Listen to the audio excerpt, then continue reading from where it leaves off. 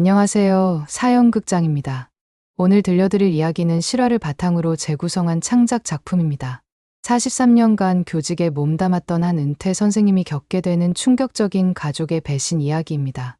간병사 출신 며느리를 친딸처럼 아끼며 살아가던 평범한 일상이 며느리의 의문의 죽음으로 송두리째 흔들리기 시작합니다. 성공한 의사 아들과 엘리트 변호사 딸, 그들은 정말 슬픔에 잠긴 유족일까요? 아니면 그 뒤에 숨겨진 다른 진실이 있을까요? 교직에서 43년간 쌓아온 경험과 직감으로 진실을 추적해나가는 한 어머니의 이야기. 과연 그녀는 사랑하는 며느리의 억울함을 풀어줄 수 있을까요? 가족이라는 이름 뒤에 숨겨진 탐욕과 배신, 그리고 진정한 가족의 의미를 되돌아보게 하는 이야기를 지금부터 함께 들어보시겠습니다. 바다가 보이는 작은 쉼터 앞마당에 사람들이 하나둘 모여들기 시작했습니다. 2023년 10월에 선선한 바람이 파도리 마을을 감싸고 있었어요. 멀리서 들려오는 파도 소리가 마치 누군가의 속삭임 같았죠. 최은숙은 현관 앞 나무 의자에 조용히 앉아 있었습니다. 이른이 된 그녀의 얼굴에는 깊은 주름이 패어 있었지만 눈빛만은 여전히 또렷하고 맑았어요. 마치 43년간 교단에 서며 수많은 아이들을 지켜봐온 선생님의 눈빛이었습니다. 선생님, 많이들 오셨네요. 마을 이장이 다가와 인사를 건넸습니다. 은숙은 고개를 끄덕이며 천천히 일어났어요. 그녀가 입은 검은색 한복이 바람에 살랑거렸습니다. 오늘은 특별한 날이었어요. 미래의 학당이라는 이름의 이 쉼터가 문을 여는 날이었으니까요. 사람들 사이로 익숙한 얼굴들이 보였습니다. 은숙이 가르쳤던 제자들, 마을 어른들, 그리고 몇몇 기자들까지 모두가 궁금해했어요. 도대체 이 조용한 선생님이 무슨 이야기를 들려줄 건지 말이죠. 여러분, 감사합니다. 은숙의 목소리가 마당에 조용히 퍼졌습니다. 그 목소리에는 오랜 세월의 무게가 담겨 있었어요. 오늘 이 자리에서 제가 여러분께 들려드릴 이야기는 참 무겁습니다. 하지만 반드시 해야 할 이야기예요. 그녀는 잠시 말을 멈추고 바다를 바라보았습니다. 바다는 언제나 그 자리에 있었어요. 모든 것을 지켜보며 모든 비밀을 품고 있으면서 말이죠. 그때였습니다. 은숙의 눈가에 미세한 떨림이 스쳤어요. 기억이 밀려오고 있었습니다. 3년 전 이 모든 일이 시작되었던 그 순간들이 말이에요. 시간을 거슬러 올라가 보겠습니다. 2020년 가을이었어요. 파도리 마을 언덕 위에 자리한 2층 한옥집에서는 매일 아침 따뜻한 냄새가 피어올랐습니다. 된장찌개 끓는 냄새, 갓 지은 밥 냄새, 그리고 누군가를 위해 정성스럽게 준비한 아침상의 냄새였죠. 최은숙은 그해 봄에 43년간의 교직 생활을 마치고 은퇴했습니다. 파도 초등학교에서 1학년부터 6학년까지 모든 학년을 가르쳤던 그녀였어요. 마을 사람들은 모두 그녀를 선생님이라고 불렀습니다. 존경과 사랑이 담긴 호칭이었죠. 선생님, 아침 드세요. 계단을 내려오는 발소리와 함께 밝은 목소리가 들렸습니다. 정미래였어요. 32의 그녀는 은숙의 며느리였지만 더 정확히 말하면 딸 같은 존재였습니다. 미래는 간병사 출신이었어요. 5년 전 은숙의 아들 대훈이 근무하던 병원에서 환자를 돌보던 중에 두 사람이 만났죠. 첫 인상부터 남달랐습니다. 미래는 다른 간병사들과 달리 환자들에게 반말을 하지 않았어요. 할머니, 할아버지들께 존댓말로 정중하게 대했고 손톱 하나까지 세심하게 관리해드렸습니다. 저 아이는 남다르구나. 은숙이 병원에서 미래를 처음 만났을 때 느꼈던 첫인상이었어요. 눈빛이 달랐습니다. 진심으로 사람을 돌보는 사람의 눈빛이었죠. 결혼 후 미래는 은숙을 친어머니보다 더 공경했습니다. 매일 아침 일찍 일어나 아침상을 차리고 은숙이 좋아하는 나물을 직접 뜯어다 무쳐주었어요. 그리고 무엇보다도 은숙을 어머니가 아닌 선생님이라고 불렀습니다. 왜 나를 선생님이라고 불러? 한 번은 은숙이 물어본 적이 있었어요. 그때 미래가 환하게 웃으며 대답했던 말이 지금도 기억에 남아 있습니다. 선생님은 그냥 어머니보다 더 큰 분이세요. 저한테 인생을 가르쳐 주시잖아요. 그 말을 듣던 은숙의 가슴이 뜨끈해졌던 걸 기억합니다. 43년간 남의 아이들만 가르치며 살았던 그녀에게 진심으로 제자가 되어준 첫 번째 사람이었어요. 반면에 친자식들은 어땠을까요? 큰아들 최대우는 부산에서 성형외과를 운영하는 의사였습니다. 45세 그는 성공한 의사로 명성이 높았어요. 하지만 어머니를 대하는 태도는 점점 차가워지고 있었습니다. 어머니, 이제 그만 시골에서 나오시지 그래요? 부산에 좋은 아파트 하나 얻어드릴게요. 가끔 집을 찾을 때마다 하는 말이었어요. 하지만 그 말 뒤에는 다른 의미가 숨어 있었습니다. 시골 출신 어머니가 자신의 사회적 위치에 걸림돌이 된다는 생각 말이에요. 딸 최소라는 서울의 유명 로펌에서 변호사로 일하고 있었습니다. 42의 그녀는 곧 파트너 승진을 앞두고 있었어요. 하지만 그녀 역시 마찬가지였습니다. 엄마, 미래 언니가 간병사 출신이라는 걸. 사람들이 알면 어떡해요? 우리 이미지에 안 좋잖아요. 가족 모임에서 종종 나오던 말이었죠. 미래는 그런 말을 들을 때마다 얼굴이 붉어졌지만 참고 있었어요. 그해 가을 평화롭던 한옥집에 먹구름이 들이우기 시작했습니다. 10월 15일 아침이었어요. 미래는 평소와 같이 일찍 일어나 아침 준비를 하고 있었습니다. 은숙은 마당에서 빨래를 널고 있었고 바다에서 불어오는 시원한 바람이 집 안을 감싸고 있었죠. 선생님, 저 잠깐 방파제에 다녀올게요. 미역 말리는 거 확인하고 올게요. 미래가 바구니를 들고 나가면서 말했습니다. 그때 그녀의 얼굴에는 평소와 다른 그늘이 드리워져 있었어요. 하지만 은숙은 그때 그걸 알아채지 못했습니다. 그게 미래와 나눈 마지막 대화가 될 줄은 꿈에도 모르고 말이에요. 1시간이 지나고 2시간이 지나도 미래는 돌아오지 않았습니다. 은숙은 불안해지기 시작했어요. 방파제까지는 걸어서 10분이면 충분한 거리였거든요. 오후 3시쯤이었습니다. 큰일 났습니다, 선생님. 마을 이장이 헐레벌떡 뛰어왔어요. 그의 얼굴은 새파랗게 질려 있었습니다. 미래 씨가 방파제에서. 그 뒤에 말은 들리지 않았습니다. 은숙의 귀에는 오직 바다에서 들려오는 파도 소리만이 가득했어요. 미래는 방파제 아래 바위에서 발견되었습니다. 이미 숨져 있었어요. 경찰은 사고사로 결론지었습니다. 미끄러운 방파제에서 발을 헛디뎌 추락한 것이라고 했죠. 하지만 은숙의 마음 한구석에는 의문이 남아 있었습니다. 장례식장에서 이상한 일이 벌어졌어요. 대웅과 소라는 슬퍼하는 것 같았습니다. 눈물도 흘리고 통곡도 했어요. 하지만 은숙은 놓치지 않았습니다. 아주 짧은 순간 조문객들이 돌아서 있을 때 두 남매가 주고받던 시선을 말이에요. 안도, 그것이 은숙이 그들의 눈에서 읽어낸 감정이었습니다. 43년간 아이들의 거짓말을 간파해온 선생님의 직감이 말하고 있었어요. 뭔가 잘못되었다고. 장례를 마친 지 일주일이 지났습니다. 한옥집은 죽음보다 더 깊은 침묵에 잠겨 있었어요. 미래가 매일 아침 내던지던 따뜻한 웃음소리도, 부엌에서 들리던 설거지 소리도 모두 사라졌습니다. 오직 바다에서 들려오는 파도 소리만이 집 안을 채우고 있었죠. 최은숙은 며칠째 제대로 잠을 이루지 못하고 있었습니다. 밤마다 미래의 마지막 모습이 떠올랐어요. 방파제로 나가던 그 아침, 그 아이의 얼굴에 드리워진 그늘 말이에요. 뭔가 놓친 게 있어. 은숙은 중얼거리며 미래의 방문 앞에 섰습니다. 아직 아무도 손대지 않은 방이었어요. 대웅과 소라는 어머니가 너무 힘들어하시니까 저희가 정리해드릴게요 라고 했지만 은숙은 완강히 거절했습니다.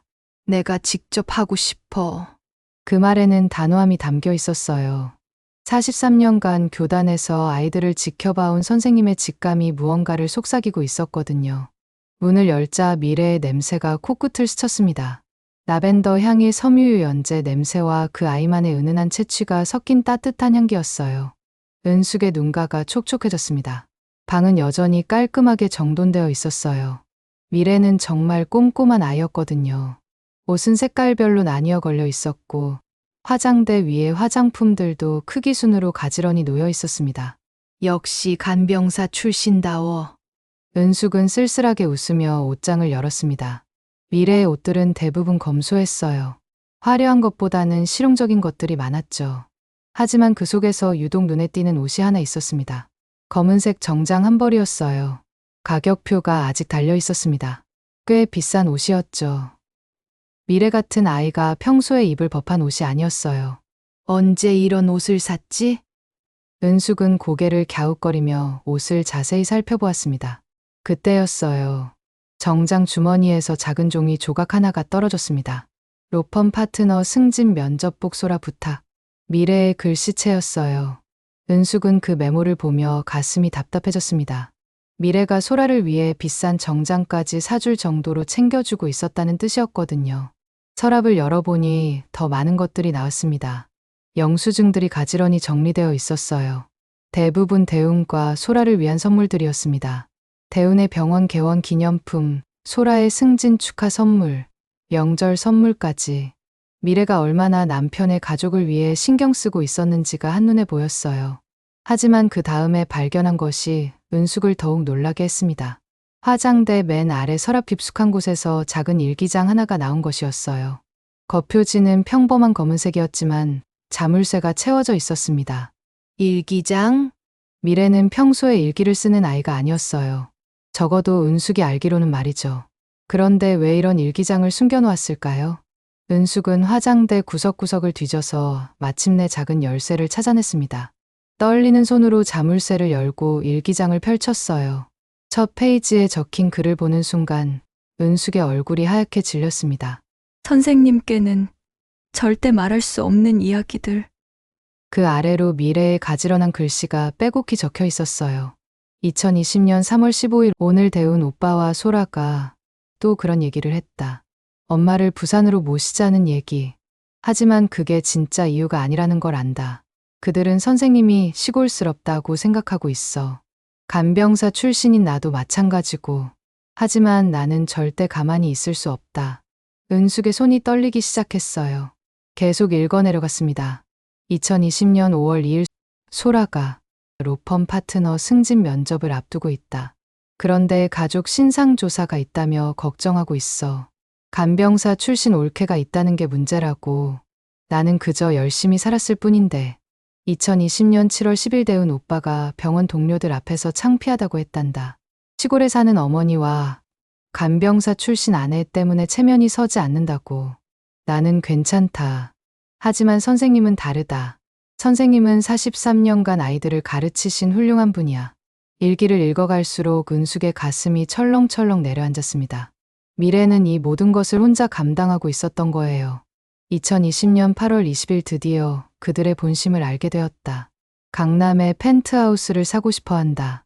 이 한옥집을 팔아서 말이다. 그리고 선생님은 고급 실버타운에 모시겠다고. 효도라는 이름으로 포장하고 있지만 실제로는 버리겠다는 뜻이다.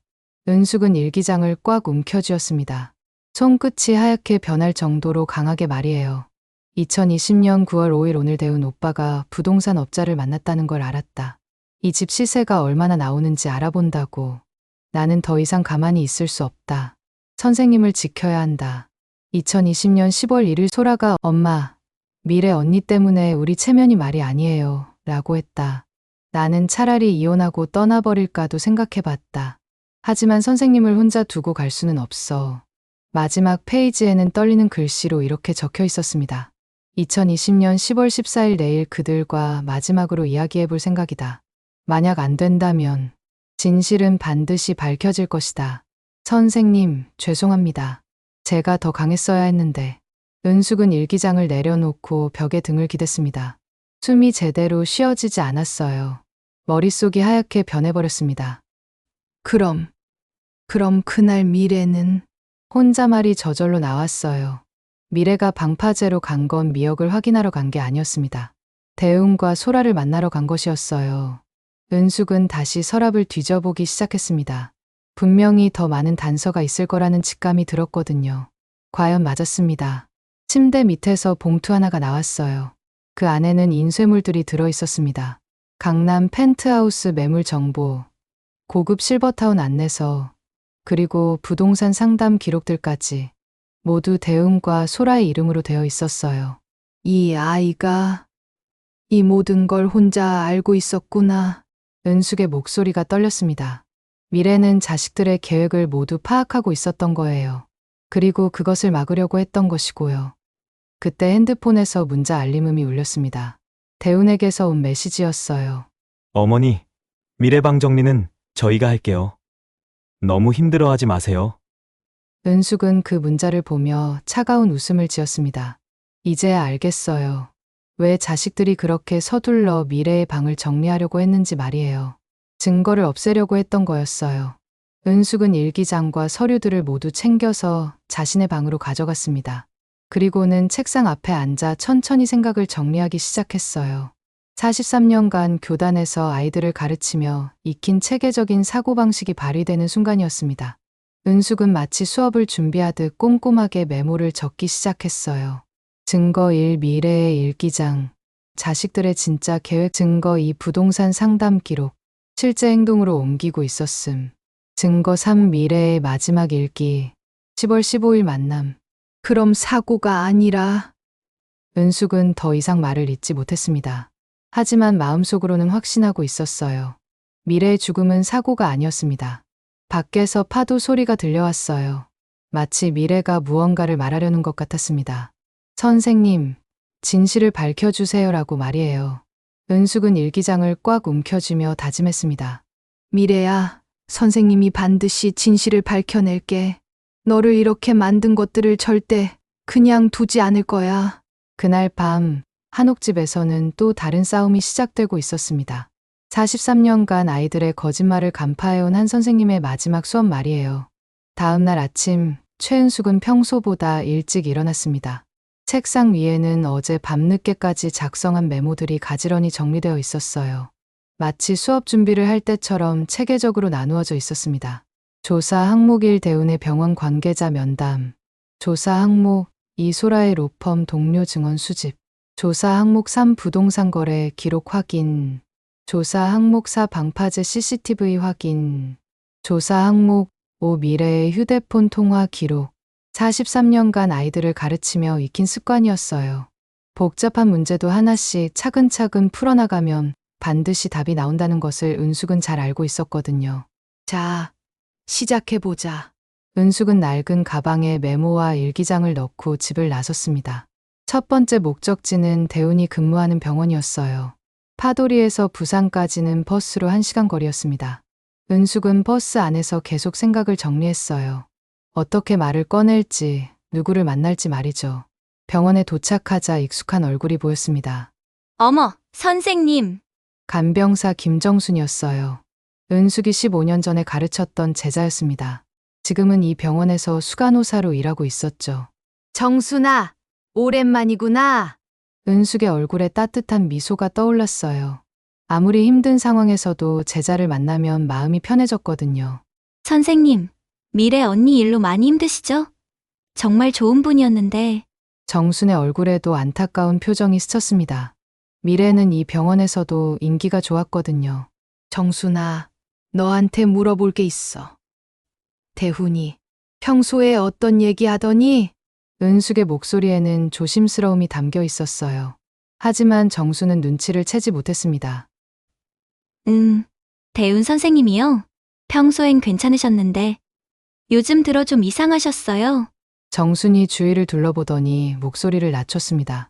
최근에 다른 과 선생님들이랑 술 마실 때 자꾸 투덜거리셨거든요. 집안일 때문에 스트레스가 심하다. 사회생활하기가 부끄럽다. 이런 말씀들을. 은숙의 가슴이 답답해졌습니다. 예상했던 대로였어요. 구체적으로 무슨 말을 했니? 어머니가 시골에 혼자 사시는데 모시고 오기엔 좀 그렇다고 하시더라고요. 그리고 아내가 간병사 출신이라 동료들한테 소개하기가 민망하다고도. 정순의 말을 들으며 은숙의 손이 미세하게 떨렸어요. 하지만 표정은 평정을 유지했습니다. 그런데 선생님, 왜 그런 걸 물어보세요? 아니야. 그냥 대훈이가 요즘 힘들어하는 것 같아서. 은숙은 적당히 둘러대고 병원을 나왔습니다. 첫 번째 단서를 확보한 것이었어요. 다음 목적지는 서울이었습니다. KTX를 타고 서울역에 도착한 은숙은 곧장 소라가 근무하는 로펌으로 향했습니다. 하지만 로펌은 병원과 달랐어요. 외부인이 함부로 들어갈 수 있는 곳이 아니었거든요. 은숙은 로펌 근처 카페에 앉아 생각했습니다. 어떻게 하면 소라의 동료들을 만날 수 있을까 말이에요. 그때 휴대폰이 울렸습니다. 선생님, 저 민수예요. 김민수였어요. 은숙이 20년 전에 가르쳤던 제자로 지금은 변호사가 되어 있었습니다. 민수야! 어떻게 전화를? 어머니께서 서울에 오셨다고 하시더라고요. 혹시 도움이 필요한 일이 있으시면 언제든 연락하라고 하셨어요. 은숙은 반가운 마음에 민수를 만나기로 했습니다. 30분 후, 둘은 로펌 근처 조용한 식당에서 마주 앉았어요. 선생님, 많이 힘드시죠? 민수의 얼굴에는 진심 어린 걱정이 담겨 있었습니다. 민수야, 너한테 부탁이 있어. 소라가 다니는 로펌에 대해 좀 알아볼 수 있을까? 은숙의 부탁에 민수는 고개를 끄덕였어요. 제가 그 로펌 사람들 몇 명 알거든요. 뭘 알아보시려고 하세요? 은숙은 조심스럽게 말을 꺼냈습니다. 소라가 최근에 승진 때문에 스트레스를 많이 받았는지 궁금해서. 민수는 잠시 생각하더니 휴대폰을 꺼냈어요. 잠깐만요. 그 로펌에 있는 후배한테 물어볼게요. 10분 후, 민수의 얼굴에 이상한 표정이 스쳤습니다. 선생님, 좀 이상한 얘기를 들었어요. 무슨 얘기? 소라 변호사가 파트너 승진 심사를 앞두고 가족 신상 조사를 많이 걱정했다고 하더라고요. 특히 시골에 사는 어머니랑 간병사 출신 형수 때문에. 은숙의 얼굴이 굳어졌습니다. 두 번째 단서였어요. 그리고요, 민수가 말을 이었습니다. 며칠 전에 소라 변호사가 집안 문제가 해결됐다고 말했다더라고요. 미래 형수님이 돌아가시고 난 다음 날이었다고. 은숙은 더 이상 듣고 싶지 않았어요. 하지만 알아야 했습니다. 진실을 위해서 말이에요. 서울에서 부산으로 돌아가는 길에 은숙은 부동산 사무소에 들렀습니다. 어르신, 무엇을 도와드릴까요? 젊은 부동산 중개사가 친절하게 물었어요. 파도리 한 옥집 시세 좀 알아보고 싶어서요. 아, 그 동네 요즘 많이 오르고 있어요. 개발 계획 때문에 혹시 매물로 내놓으실 생각이세요? 아니요. 그런데 최근에 그 동네 집들 문의하신 분들이 있나요? 중개사는 잠시 컴퓨터를 확인하더니 고개를 끄덕였어요. 있어요. 한 달 전쯤에 최대훈, 최소라 씨 남매분이 오셔서 자세히 문의하셨거든요. 시세도 알아보시고 강남 쪽 펜트하우스 매물도 같이 보셨고요. 은숙의 심장이 쿵쿵 뛰기 시작했어요. 세 번째 단서였습니다. 그분들 꽤 진지하셨어요. 어머니를 좋은 곳으로 모시고 싶다면서 고급 실버타운 정보도 많이 가져가셨거든요. 집으로 돌아온 은숙은 마지막으로 중요한 작업을 했습니다. 미래의 휴대폰을 확인하는 것이었어요. 휴대폰에는 잠금이 걸려 있었지만 은숙은 금방 풀 수 있었어요. 미래가 평소에 사용하던 비밀번호를 알고 있었거든요. 은숙의 생일이었어요. 문자 메시지들을 확인하자 충격적인 내용들이 나왔습니다. 대운 미래 10월 10일 미래야, 이제 그만 고집 부리지 마. 어머니도 좋은 곳에서 편히 지내실 수 있어. 미래 대운 10월 10일 안 돼요. 선생님은 이 집을 떠나시면 안 돼요. 여기가 선생님 고향이에요. 소라 미래 10월 10일 언니, 제발 이해해 주세요. 저 승진이 걸린 문제예요. 가족 이미지가 중요하다고요. 미래 소라 10월 12일 소라 씨 승진이 선생님보다 중요해요? 선생님이 평생 고생하신 집을 어떻게 그냥 팔아요? 마지막 문자는 10월 14일 미래가 죽기 하루 전에 온 것이었어요. 대운 미래 10월 14일 내일 방파제에서 만나자. 마지막으로 얘기해보자. 은숙의 손이 덜덜 떨렸습니다. 이제 확실해졌어요. 미래는 그들과 만나러 방파제에 간 것이었습니다. 다음 날 은숙은 파도리 마을 사무소를 찾았어요. CCTV 기록을 확인하기 위해서였습니다. 마을 이장은 은숙의 부탁을 흔쾌히 들어줬어요. 선생님, 물론이죠. 미래 씨 일이잖아요. CCTV 화면을 보는 순간 은숙의 예상이 맞았다는 것을 알 수 있었어요. 10월 15일 오전 10시 30분 미래가 방파제로 향하는 모습이 찍혀 있었습니다. 하지만 혼자가 아니었어요. 30분 전에 대웅과 소라가 먼저 그쪽으로 가는 모습도 보였거든요. 그리고 11시 45분 대웅과 소라가 급하게 돌아오는 모습. 하지만 미래는 보이지 않았어요. 이것들이! 은숙의 입에서 저절로 욕설이 나왔습니다. 43년간 교직에 있으면서 한 번도 욕을 한 적이 없었던 그녀였는데 말이에요. 모든 퍼즐 조각이 맞아떨어졌습니다. 대웅과 소라는 미래를 방파제로 불러내 마지막 설득을 시도했고 미래가 끝까지 거절하자 은숙은 더 이상 생각하고 싶지 않았어요. 하지만 알아야 했습니다. 그날 밤 은숙은 책상 앞에 앉아 마지막 정리를 했습니다.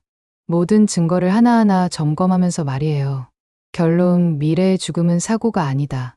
43년간 아이들의 거짓말을 간파해온 선생님의 직감이 말하고 있었어요. 이제는 경찰에 신고할 때였습니다. 하지만 과연 믿어줄까요? 며느리를 잃은 슬픔에 빠진 노인의 착각이라고 하지는 않을까요?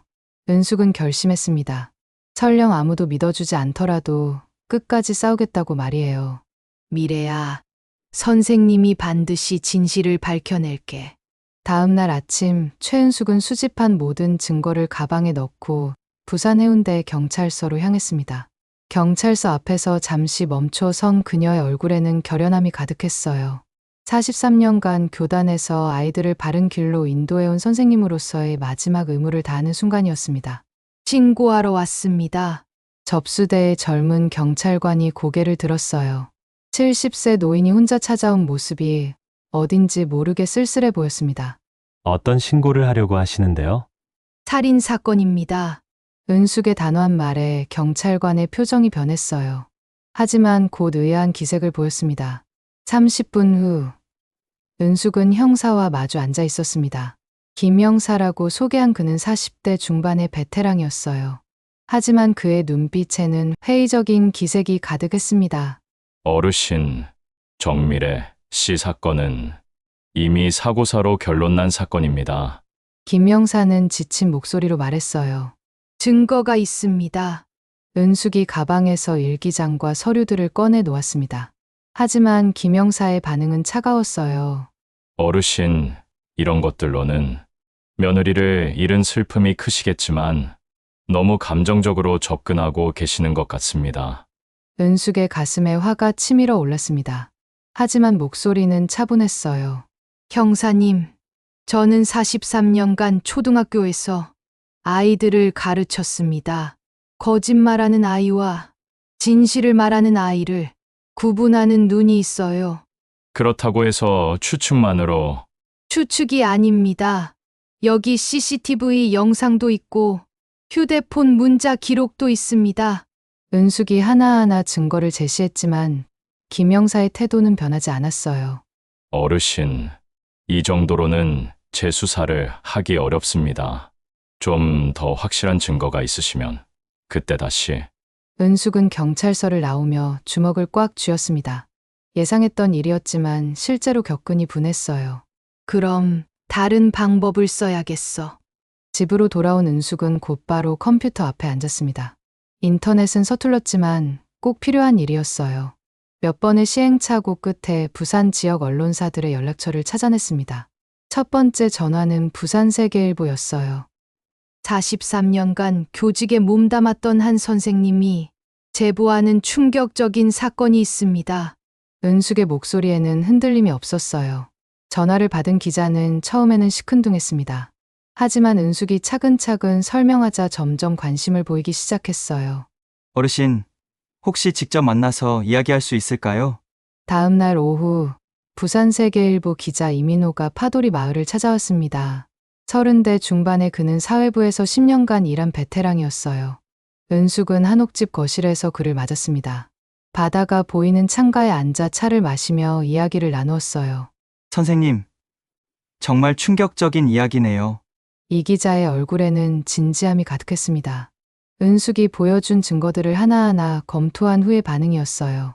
43년간 아이들을 가르치면서 이런 일을 겪을 줄은 몰랐습니다. 하지만 진실은 반드시 밝혀져야 해요. 은숙의 말에 이 기자가 고개를 끄덕였어요. 선생님 말씀이 맞다면 이건 정말 큰 사건입니다. 의사, 변호사 남매가 사회적 체면 때문에 기사는 3일 후에 나왔습니다. 43년 교직 선생님이 폭로하는 충격적 진실, 명문가 남매, 체면 때문에 간병사 출신 형수를. 기사가 나간 순간부터 세상이 뒤바뀌었습니다. 은숙의 휴대폰이 쉴 새 없이 울렸어요. 다른 언론사들의 전화, 과거 제자들의 안부 전화, 그리고 모르는 번호들까지. 하지만 은숙은 차분했습니다. 인터넷에서는 댓글이 폭발했어요. 간병사 출신이 뭐가 부끄럽다고? 의사, 변호사라고 해서 인간성까지 보장되는 건 아니구나. 43년 선생님의 말씀이 거짓일 리 없다. 하지만 모든 반응이 호의적이지는 않았어요. 며느리 잃고 정신이 나간 것 아닌가? 확실한 증거도 없으면서 자식들을 의심하다니. 은숙은 이런 댓글들을 보며 가슴이 아팠지만 포기하지 않았어요. 기사가 나간 지 이틀 만에 더 큰 파장이 일어났습니다. 대운이 근무하는 성형외과에 항의 전화가 빗발쳤어요. 병원 앞에는 인면수심 의사 OUT이라고 적힌 피켓을 든 사람들이 모여들었습니다. 소라의 로펌도 마찬가지였어요. 승진을 앞두고 있던 그녀에게는 치명적인 타격이었죠. 그날 저녁, 대운과 소라가 급히 파도리로 내려왔습니다. 어머니! 현관문이 거칠게 열리며 대운이 뛰어들어왔어요. 그의 얼굴은 분노로 일그러져 있었습니다. 어머니가 왜 이런 짓을 하세요? 소라도 뒤따라 들어왔어요. 평소의 우아한 모습은 온데간데 없고 머리카락이 흐트러져 있었습니다. 엄마, 이제 그만해요. 사람들이 다 우리를 미친 가족으로 봐요. 은숙은 소파에 앉은 채 차분하게 두 자식을 바라보았습니다. 그 시선 속에는 43년간 잘못된 길로 가는 아이들을 바라봤던 선생님의 슬픔이 담겨 있었어요. 너희가 먼저 미친 짓을 했잖니? 은숙의 목소리는 얼음처럼 차가웠습니다. 어머니 무슨 말씀을? 그만해. 이제 더 이상 거짓말하지 마. 은숙이 자리에서 일어섰어요. 그 모습에서 범접할 수 없는 위험이 느껴졌습니다. 나는 43년간 거짓말하는 아이들을 봐왔어. 너희 눈빛, 너희 말투, 너희 행동 하나하나가 다 보여. 미래를 죽인 것도, 지금 여기서 발뺌하는 것도 말이야. 대운의 얼굴이 하얗게 질렸어요. 어머니 지금 치매 초기 증상이신 것 같은데.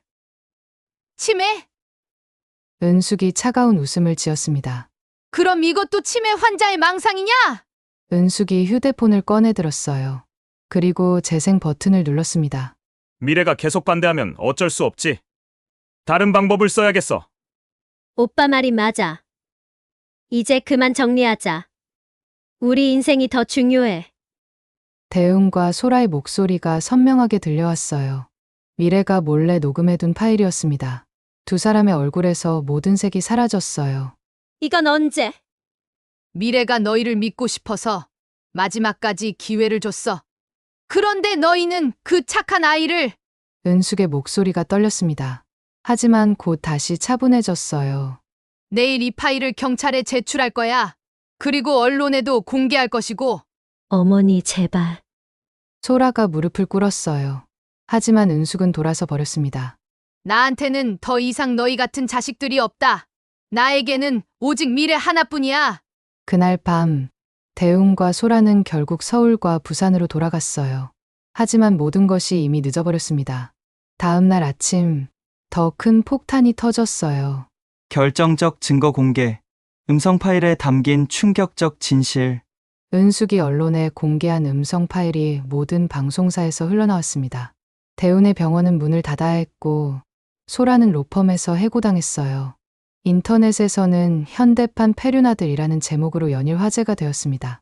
은숙은 파도 소리를 들으며 창가에 앉아 있었습니다. 폭풍이 몰아쳤지만 이제 진짜 진실을 말할 시간이 다가오고 있었어요. 미래야, 이제 정말 시작이다. 재판이 시작되는 날 아침, 최은숙은 특별한 준비를 했습니다. 옷장 깊숙한 곳에서 43년 전 처음 교단에 섰을 때 입었던 검은색 정장을 꺼냈어요. 세월이 흘러 조금 낡았지만 여전히 단정하고 품위가 있었습니다. 거울 앞에서 옷매를 다듬는 그녀의 모습에서는 한치의 흔들림도 찾아볼 수 없었어요. 오늘이 진짜 마지막 수업이구나. 은숙은 거울 속 자신에게 속삭였습니다. 43년간 무수히 많은 아이들을 가르쳤지만 오늘만큼은 가장 중요한 수업이 될 것 같았어요. 부산지방법원 앞은 이른 아침부터 사람들로 북적였습니다. 기자들, 방청객들, 그리고 은숙을 지지하는 시민들까지 많은 사람들이 이 재판의 결과를 주목하고 있었어요. 선생님, 화이팅. 한 중년 여성이 은숙에게 손을 흔들었습니다. 20년 전 은숙이 가르쳤던 제자의 어머니였어요. 곳곳에서 응원의 목소리가 들려왔습니다. 법정 안으로 들어선 은숙의 표정은 평온했어요. 마치 새 학기 첫 수업을 앞둔 선생님의 얼굴 같았습니다. 피고석에는 대웅과 소라가 앉아 있었어요. 두 사람의 모습은 초라했습니다. 며칠 사이에 급격히 야위어진 얼굴, 불안에 떨리는 손, 그리고 서로를 원망하는 듯한 시선들. 한때는 성공한 의사, 엘리트 변호사였던 그들의 모습은 온데간데 없었어요. 재판장이 입장하고 본격적인 재판이 시작되었습니다. 검사의 기소 내용 낭독이 끝나자 변호인들의 변론이 시작되었어요. 예상대로 두 변호사는 서로 다른 주장을 펼쳤습니다. 대운의 변호사가 먼저 일어섰어요. 피고인 최대훈은 동생의 강요에 못 이겨 어쩔 수 없이 범행에 가담한 것입니다. 주도적인 역할을 한 것은 최소라 피고인이며 이번에는 소라의 변호사가 맞받았습니다. 말도 안 됩니다. 최소라 피고인은 오빠의 계획에 휘말린 피해자일 뿐입니다. 의사인 최대훈 피고인이 모든 계획을 세우고 실행했습니다. 서로 책임을 떠넘기는 변호사들의 모습을 보며 방청석에서는 한숨 소리가 들렸어요. 은숙의 얼굴에는 깊은 실망감이 스쳤습니다. 저런 식으로 기른 게 아닌데. 그녀의 중얼거림에는 한 어머니의 절망이 담겨 있었어요. 드디어 증인 신문 시간이 왔습니다. 증인 최은숙 씨, 입정하십시오. 법원 직원의 호명에 은숙이 천천히 자리에서 일어났습니다. 그녀가 증인석으로 걸어가는 모습을 보며 법정 안이 조용해졌어요. 43년간 교단에서 쌓은 품격과 위엄이 그대로 드러나는 순간이었습니다. 선서를 마치고 증인석에 앉은 은숙은 잠시 법정을 둘러보았어요. 그리고 마이크 앞에서 입을 열었습니다. 존경하는 재판장님, 그리고 법정에 계신 모든 분들께 말씀드리겠습니다. 은숙의 목소리는 또렷하고 힘이 있었어요. 마치 교실에서 수업을 시작할 때와 똑같은 목소리였습니다. 저는 43년간 초등학교에서 아이들을 가르쳐 왔습니다. 수많은 아이들이 제 손을 거쳐갔고 그 아이들 모두를 내 자식처럼 사랑했습니다. 검사의 질문에 은숙은 차근차근 답변했어요. 미래와의 만남부터 시작해서 두 자식의 변화, 그리고 미래가 남긴 증거들까지 모든 것을 시간 순서대로 논리적으로 설명했습니다. 정미래는 제게 진짜 딸이었습니다. 은숙의 목소리가 잠시 떨렸어요. 간병사 출신이라고 무시당하고 시골 선생님의 며느리라고 부끄러워 당하면서도 그 아이는 끝까지 저를 지키려고 했습니다. 방청석에서 훌쩍이는 소리가 들렸어요. 하지만 제가 낳은 친자식들은 달랐습니다. 은숙이 피고석을 바라보았어요. 대웅과 소라는 고개를 푹 숙이고 있었습니다. 그 아이들에게 저와 미래는 성공의 걸림돌이었어요. 시골스러운 어머니, 간병사 출신 올케, 자신들의 체면을 깎아내리는 존재들이었죠. 이제 변호인의 반대 신문 차례였어요. 대운의 변호사가 일어나 날카로운 질문을 던졌습니다. 증인께서는 피고인들을 편애하지 않고 공정하게 대하셨다고 생각하십니까? 그렇습니다. 은숙의 대답은 단호했어요. 다만 저는 효를 다하는 자식과 그렇지 않은 자식을 구분했을 뿐입니다. 그런 구분이 자녀들에게 상처를 주었다고는 생각하지 않으십니까? 은숙이 잠시 침묵했습니다. 그리고 천천히 입을 열었어요. 43년간 교직에 있으면서 깨달은 게 있습니다. 그녀의 목소리에 깊은 울림이 있었어요. 진정한 교육은 지식을 가르치는 게 아닙니다. 인간의 도리를 가르치는 것입니다. 부모를 공경하고 약한 자를 보호하며 거짓말을 하지 않는 것. 그런 기본적인 것들 말이에요. 법정이 숙연해졌습니다. 저는 제 자식들에게 그것을 가르치지 못했습니다. 그것이 저의 가장 큰 실패였어요. 은숙의 눈에 눈물이 글썽였어요. 하지만 목소리는 흔들리지 않았습니다. 하지만 정미래는 달랐습니다. 그 아이는 스스로 그 도리를 알고 있었어요. 아무도 가르쳐 주지 않았는데도 말이에요. 마지막으로 재판장이 물었습니다. 피고인들에게 하고 싶은 말씀이 있으십니까? 은숙이 피고석을 향해 몸을 돌렸어요. 대웅과 소라가 떨리는 눈으로 어머니를 바라보고 있었습니다. 대훈아, 소라야. 은숙의 목소리는 더 이상 어머니의 목소리가 아니었어요. 엄격한 선생님의 목소리였습니다. 너희들은 성공했다고 생각했겠지만 진짜로는 실패한 인간들이었어. 의사 자격증도, 변호사 자격증도. 인간의 기본 도리 앞에서는 아무 의미가 없어. 두 사람이 흐느끼기 시작했어요. 미래가 너희를 위해 목숨을 걸고 싸웠는데 너희는 그 아이를 배신했어. 그것이 너희가 저지른 가장 큰 죄야. 은숙이 마지막 말을 이었습니다. 이제부터 너희는 내 자식이 아니야. 내게는 미래 하나뿐이야. 증인 신문이 끝나고 재판은 결심 공판으로 넘어갔어요. 한 달 후 선고 공판이 열렸습니다. 재판장의 엄중한 목소리가 법정에 울려 퍼졌어요.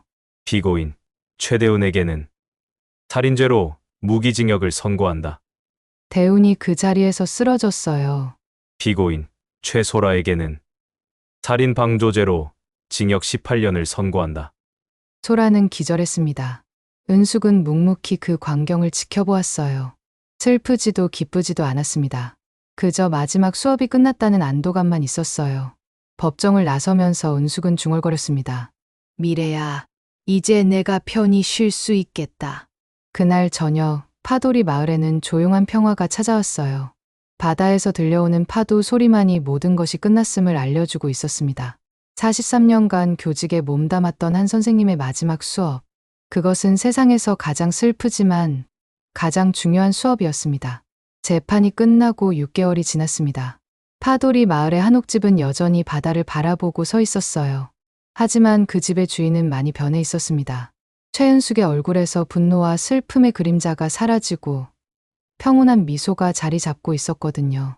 재판 직후 은숙은 며칠 동안 아무것도 할 수 없었어요.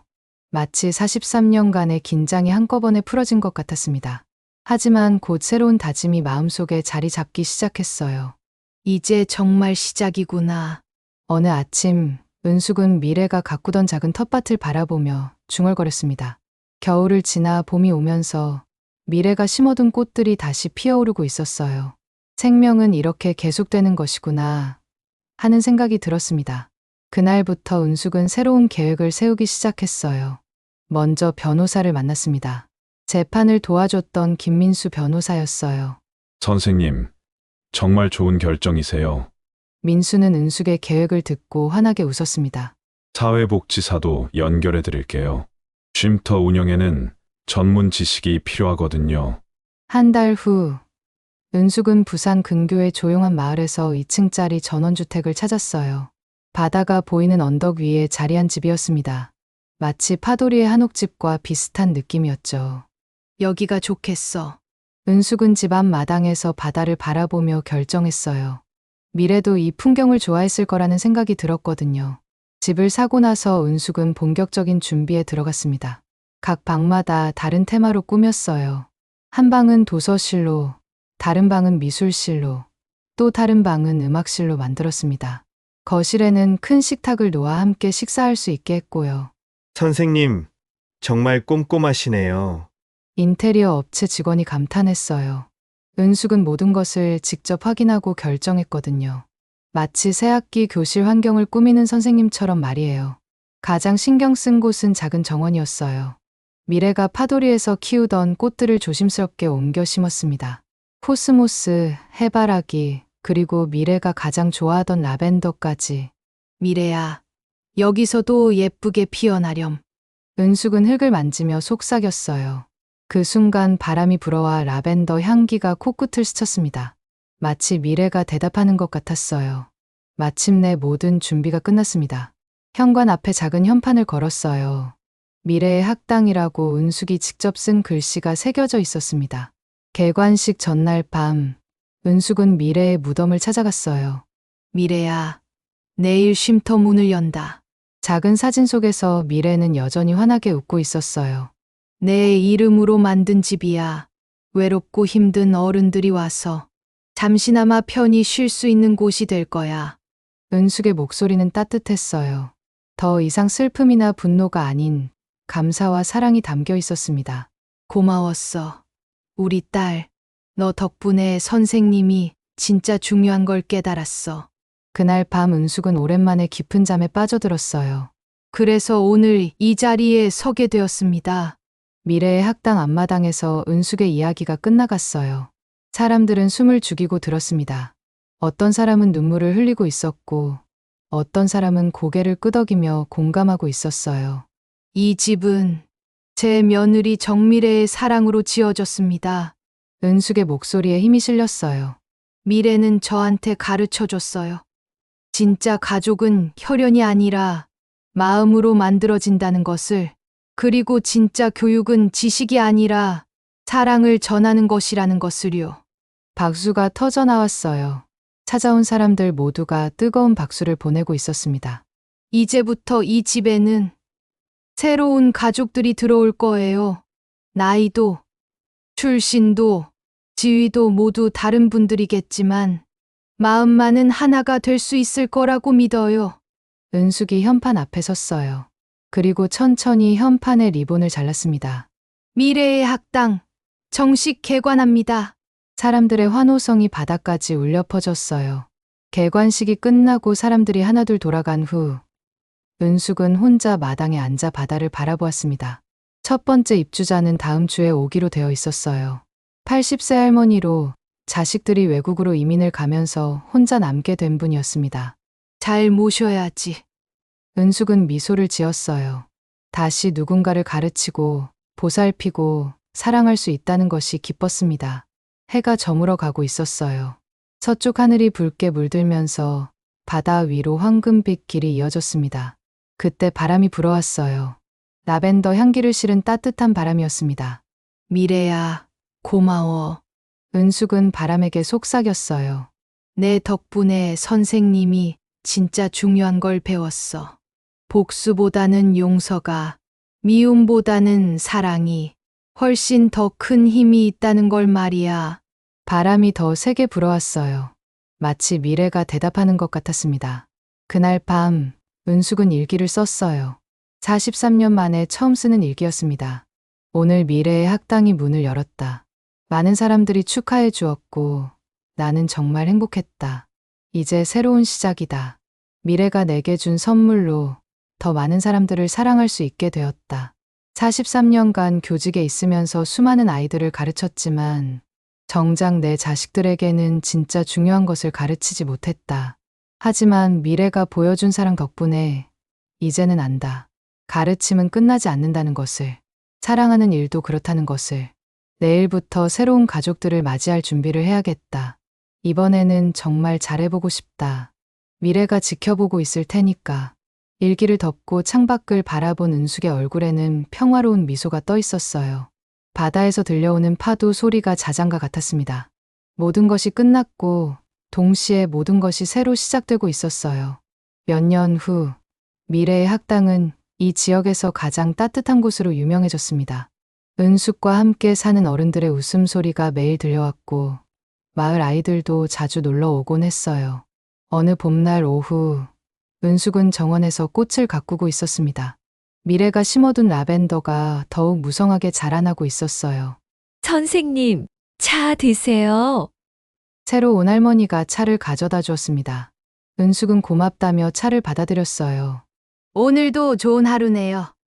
그러게요. 매일매일이 선물 같아요. 두 사람은 나란히 앉아 바다를 바라보았습니다. 파도는 여전히 밀려왔다 물러가기를 반복하고 있었어요. 하지만 매번 새로운 것을 가져다 주고 있었습니다. 희망을, 사랑을, 그리고 새로운 시작을 말이에요. 지금까지 43년간 교직에 몸담았던 은퇴 선생님과 며느리의 이야기를 들어보셨습니다. 실화를 바탕으로 재구성한 피션이지만 현실에서도 일어날 수 있는 가족 간의 갈등과 배신, 그리고 진정한 가족의 의미에 대해 생각해보는 시간이었습니다. 혈연보다 마음으로 맺어진 관계가 얼마나 소중한지, 그리고 교육자로서 인간의 기본 도리를 지키는 것이 얼마나 중요한지 보여드렸습니다. 비록 실화를 바탕으로 재구성한 픽션이지만 여러분이 가족 관계에서 느끼신 점이나 가족의 진정한 의미에 대한 생각을 댓글로 나누어 주세요. 여러분의 이야기가 또 다른 누군가에게는 위로와 깨달음이 될 수 있습니다. 오늘도 영상을 끝까지 시청해 주셔서 감사합니다. 좋아요와 구독, 그리고 댓글로 여러분의 생각을 들려주세요. 여기까지 사연 극장이었습니다. 감사합니다.